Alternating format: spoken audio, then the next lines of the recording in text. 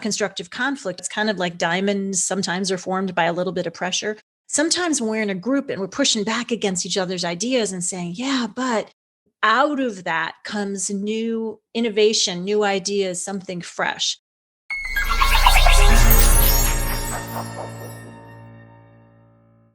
Hello, and welcome to DocWorking, the Whole Physician Podcast. We are so glad you're here. I'm Jill Farmer, one of the lead coaches at DocWorking, and I am joined by one of the other lead coaches and my co-host, Gabriella and MD. And today we are talking about conflict. And it can be really challenging for all of us. Gabriella and I are self-admittedly, at times, conflict avoiders. So this is something that we've had to learn and are continuing to learn along with y'all. So we are excited to be able to share some ideas with you that'll hopefully help all of us move forward. So why is it, Gabriella, you think that some of us dislike conflict so much? What would be your guess on that? It's uncomfortable. I mean, wouldn't that be the thing that really most of us just want to feel at ease and feel safe and feel comfortable? And so conflict means that you have to step out of your comfort zone and deal with the elephant in the room. And that is not always a comfortable place to be. So yes, most people will try to avoid the conflict. Now, what I'm learning about conflict resolution at this point is that it's important to kind of pick your battles, because are you going to spend your time arguing with someone over a parking spot? Or where does your energy in terms of conflict resolution should go? And that, I think, again, from what I'm learning, it has to do with the relationship. How important is that relationship to you? And how invested are you in finding a solution that works for both? And so the first two things so far is, one, step out of your comfort zone and be okay with being uncomfortable, because there's no resolution without discomfort. And number two, do you have a vested interest in that particular interaction, that particular relationship, to go the extra mile to really see if you can find common ground? What do you think, Jill? Well, what I learned that was helpful to me a few years ago when I was co-leading some leadership development stuff in a Fortune 50 company was this idea of constructive conflict versus non-constructive conflict. And I was like, what do you mean constructive conflict? There's never a time when it's good, right? Which somebody who can be conflict avoidant like me believes. And I was able to understand that constructive conflict is the type of conflict that has the purpose of embracing different worldviews and encouraging people to think differently. And the great thing about constructive conflict, kind of like diamonds sometimes are formed by a little bit of pressure. Sometimes when we're in a group and we're pushing back against each other's ideas and saying, yeah, but out of that comes new innovation, new ideas, something fresh.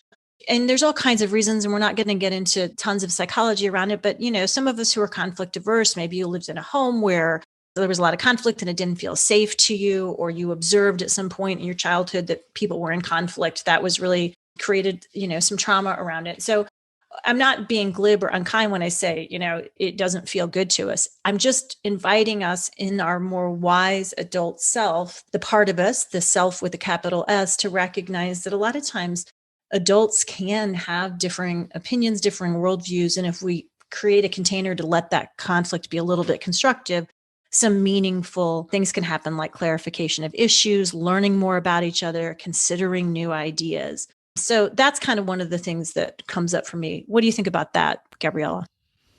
As always, I agree. I like this idea of constructive conflict and not so constructive conflict. I think that's a brilliant point. Conflict does create a realm of creativity and new ideas and new possibilities. And again, the willingness to be uncomfortable and going down in those spaces.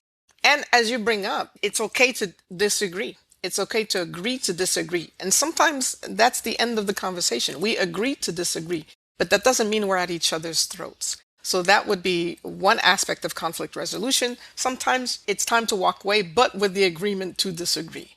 And number two, it's conflict resolution, depending on how complicated the issue is, can take several conversations. It's not something that's going to happen overnight. And so are you invested in making those conversations happen? And that really is that, to go from avoidance to, okay, let's deal with this. Let's move into a territory where we can say, this needs to be resolved. Let's sit down and hash it out. And it may take several conversations and several sittings to do that, but necessary. And then the last thing I wanted to add, Jill, is that it's easy to get all hyped up about a conflict, right? To get reactive about a conflict. And it's easy to point fingers and to blame. especially when we're in those kind of reactive spaces. At the same time, good conflict resolution, from my understanding, and I'm wondering what you think about that, it really has to do with looking at one thing at a time and not try to pile on a bunch of different things. But you said, but you did, and you, as opposed to let's deal with one issue. And I mean, again, I'm not an expert in this at all. I'm still learning about it. And the question is whether or not that is a better approach, to look at one topic at a time as opposed to trying to resolve a whole big pile of stuff. Just start with one thing. What do you think about that? Yeah, I think it's brilliant. And again, Adam Grant, who does some really great work in organizational psychology, says, when somebody else gets defensive or aggressive, then biologically, right, we go into defense or aggressive mode as well, right? And so what happens then, a lot of times, my default is to turn into the prosecutor. Let me give you all the reasons, right? And I'm prosecuting my case to win. And so when I can recognize that, no, I don't need to pile on the prosecution. I need to go, okay, let's go back to this one point. Take a deep breath, right? A lot of times when we're in an activated emotional state, that's where we are reacting without thinking and we're not responding. So one of the things I like to think about in conflict resolution is, can I take a deep breath? That emotional agility thing, I can still have my feeling. I'm not stuffing it down. I can even say, whew, I'm a little irritated right now, or I'm triggered, or I feel frustrated, and say, so let's talk about this point. I hear you saying X, right? Reflecting what the other person says can be another good way in a heated conversation. I hear you saying this.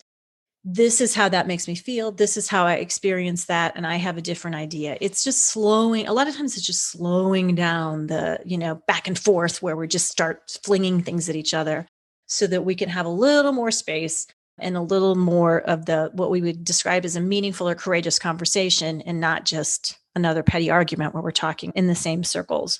And also sometimes it can help us later on, even if we've said something that we wish we didn't, or we had one of those, oh gosh, why'd that happen? It's okay to ask ourselves, like, what did the other person feel threatened about? And just curious, like you're an anthropologist, what was that? What was happening in that situation? And then for yourself, what was feeling threatened for me? For me, a lot of times it's the ability to be right. I don't like being threatened by that. And when I can be like, oh, you funny little person, Jill, once again, you're trying to be right. And who cares if you're right? What if you can both be right? Like, how do we make space for that? So those are ideas, I think, that can help us when it comes to conflict. And I think you and I are both proofs that sometimes, even though we don't love conflict, we both had experiences of being willing to have those courageous conversations, and what we would describe as a little bit of that constructive conflict and moving through the resolution. There can be some benefits from it as well. Would you agree with that? Oh, absolutely. It absolutely enriches relationships, and not just upkeep them, but it takes them to a deeper level. I think the bottom line is every human being wants to be heard. I want to be heard. The other person wants to be heard. How do we hear each other? How do we learn to listen? And as you said, ask these kind of open-ended questions, being able to express, how you may be feeling in a certain situation, but at the same time, without being accusatory, but really more inquisitive. Okay, well, this is what happened. This is how it made me feel. And at the same time, what was that for you? What came up for you? So that it creates a dialogue. And yes, the end result may still be, I agree to disagree, but there's a richer interaction at that point, and a more, as you said, a more adult, the adult shows up to the table as opposed to the little kid who wants to be right and who wants to be heard and who wants to be seen and who's angry and feels that they are not. And so it's switching those gears between, okay, I'm entitled to my feelings, yes, and you bring that up beautifully, and that's absolutely correct. You're entitled to feel what you're feeling. And now you get to identify what it is, where the reaction was, what was the reaction about, and then being able to ask the other person, well, what was it for you?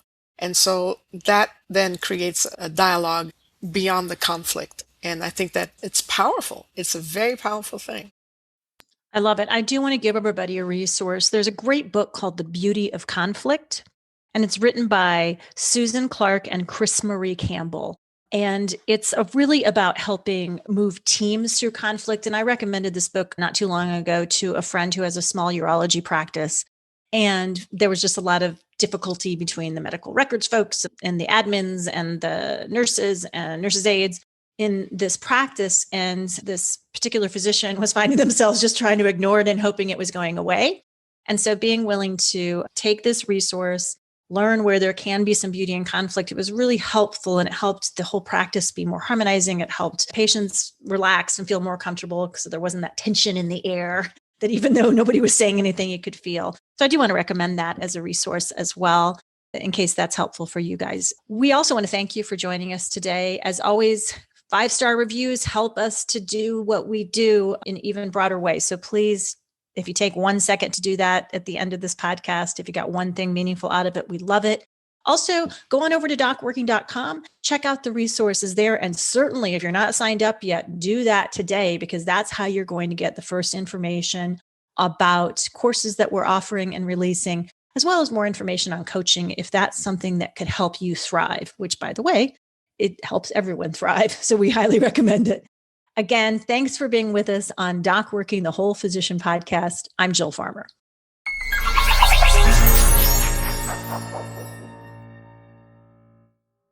Hello, and thank you for listening. This is Amanda Taryn.